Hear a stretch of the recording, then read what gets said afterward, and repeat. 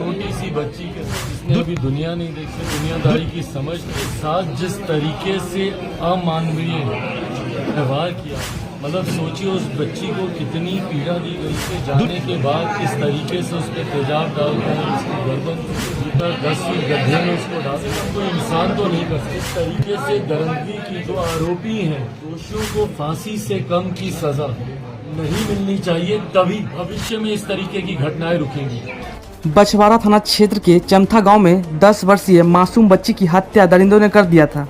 पीड़ित परिजन से मिलने पहुंचे लोजपा रामविलास के राष्ट्रीय अध्यक्ष चिराग पासवान। तस्वीर बेगूसराय जिले से सामने आई है।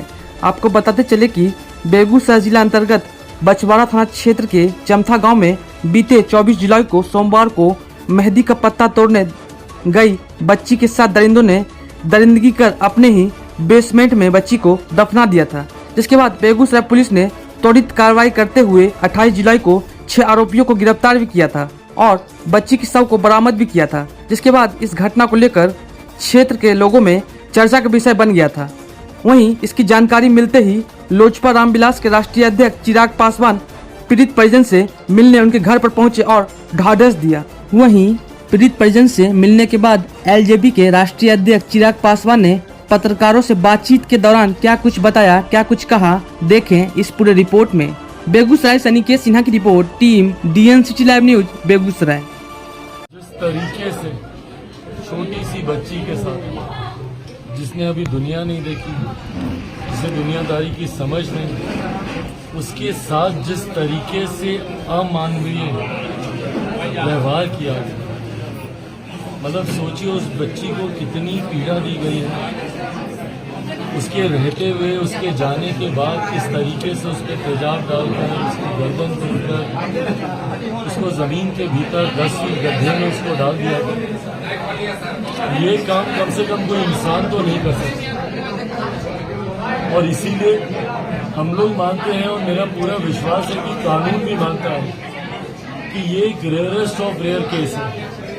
इस तरीके की घटनाएं आम घटना नहीं है। ये जिस तरीके से दरिंदगी की गई, ऐसे में जो आरोपी हैं, लोक जनशक्ति पार्टी रामविलास में खुद अपनी तरफ से हम लोग ये मांग करते हैं कि सबसे पहले तो इस पे स्पीडी ट्रायल हो। सालों तक ये मामला चलता रहे, सुनवाई होती रहे, नहीं, इस पे स्पीडी ट्रायल होना चाहिए।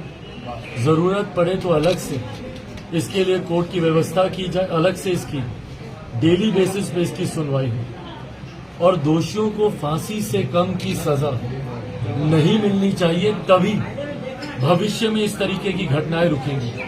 अगर इन दोषियों को छोड़ दिया गया, इन अपराधियों को छोड़ दिया गया, तो कल को किसी की बहन बेटी सुरक्षित नहीं रहेगी। और जिस तरीके का ये जघन्य अपराध है, अक्षम्य अपराध है भैया, इसको बर्दाश्त ही नहीं किया जा सकता। एक एक दोषी को कड़ी से कड़ी सजा मिलनी चाहिए, फांसी की सजा मिलनी चाहिए।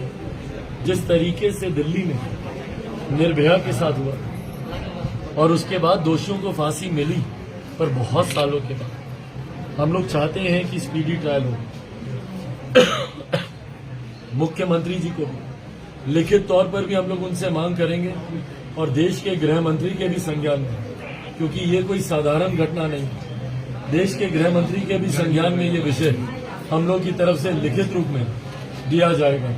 और साथ ही में हम लोग चाहते हैं कि जो आरोपियों का घर है, उस घर को पूरी तरीके से तोड़कर वहां पे और जांच की जाए। भाई, जो एक बच्ची के साथ ऐसा कर सकता है, ना जाने कितनी और लाशें उस घर में छुपी होंगी, कितने और ऐसे पीड़ित परिवार होंगे जो न्याय का इंतजार कर रहे होंगे और उनकी बच्चियों को उस घर में दफना के रखा गया होगा। मैं चाहता हूं प्रशासन से भी हम लोग मांग करेंगे कि उस घर को तोड़कर बुलडोजर से पूरी उस घर की छानबीन की जाए, और अगर कोई और ऐसी बच्ची के साथ उस घर में अन्याय हुआ है तो वो भी उजागर होना चाहिए। और स्थानीय प्रशासन से भी मैं मांग करता हूं कि ऐसे विषयों को गंभीरता से लेना जरूरी है। जिस दिन इनके पिताजी ने इस घटना की खबर दी थी, अगर उसी वक्त तत्परता दिखा दी गई होती तो संभवतः बच्ची आज जीवित होती। उसी वक्त से अगर खोजबीन में लग गए होते अगल बगल के तमाम घरों की तलाशी ली गई होती, खोजबीन की गई होती तो संभवतः बच्ची आज जीवित होती। ऐसे अधिकारियों को भी चिन्हित करना चाहिए जो इतनी बड़ी घटना में कुछ और बड़ा होने का इंतजार करते रहते हैं और कार्रवाई नहीं करते तुरंत। ये ऐसी घटनाएं है, परिवार ने जैसे ही बताया भैया कि बच्ची गायब है, तुरंत तत्काल प्रभाव से बच्ची को ढूंढने का प्रयास किया जाना चाहिए।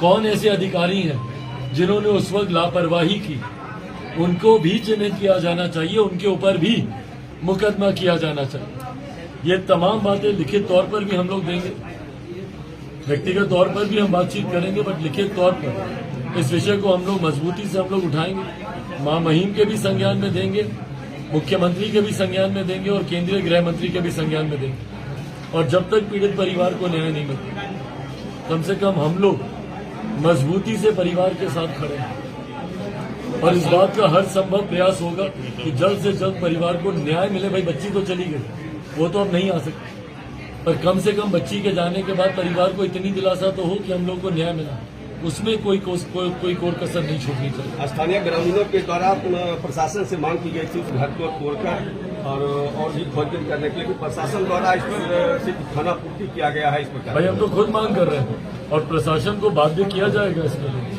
कि भैया आप घर को तोड़िए। हम तो बोल रहे हैं कि एक बच्ची के साथ ऐसा हुआ, हो सकता है और कई घरों की बच्चियां वहां पे हों, और जब तक उस घर को तोड़ा नहीं जाएगा, जब तक पूरी तरीके से छानबीन नहीं होगी, तब तक कैसी सच्चाई सामने आएगी? तभी आ सकती है। और इस विषय से जुड़े हुए तथ्य भी तभी सामने आएंगे जब पूरी तरीके से उस घर को खंगाला जाएगा। चिराग पासवान जी से क्या उम्मीद रखा जाए, क्योंकि बहुत से नेता आए और चले गए।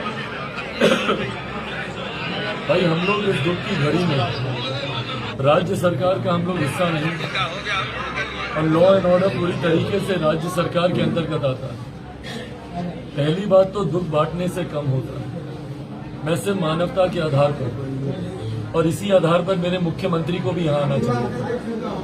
मुख्यमंत्री को भी आके कम से कम परिवार वालों के आंसू पोंछने चाहिए थे, अगर आप कोई मदद नहीं कर सकते। इतनी मानवता हर किसी को दिखानी चाहिए कि ऐसी दुख की घड़ी में कम से कम परिवार के साथ आप खड़े हो। मैं आज भी आप लोगों के माध्यम से आग्रह करूंगा कि अगर मुख्यमंत्री ये देख रहे हैं तो कम से कम आए, परिवार वालों के आंसू पोंछे, और इन्हीं को ही कार्रवाई करनी है। हम लोग तो भैया माध्यम है इनको बताने का, पर हाँ इतना दबाव जरूर राज्य सरकार के ऊपर डाला जाएगा कि कार्रवाई कम से कम जल्द से जल्द हो और निष्पक्ष हो।